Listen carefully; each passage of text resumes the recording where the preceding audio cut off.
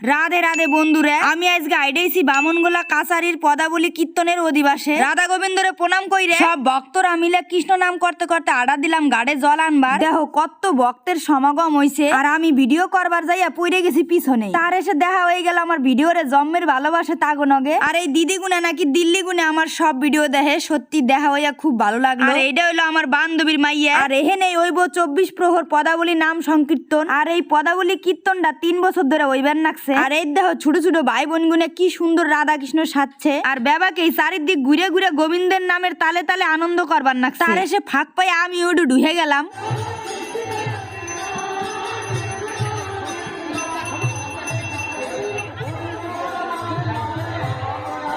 তার এসে তিলক কাইডা আইডে গেলাম অধিবাসের গট হাজানো দেখবার। আর এই দাদা গুনা অধিবাসের গট গুনা যে গামছা দিয়ে এত সুন্দর করে হাজাইবেন নাকছিল, আমি তো প্রথম দেখলাম। আর এই দাদা গুনা আমাগো নাগাল কথা কয় আর আমার ভিডিও দেখে, তাই কৃষ্ণ নামে আনন্দ কইরা খুশিতে গদ গদ হইয়া প্রসাদ নিয়ে বাড়ি আইডেলাম।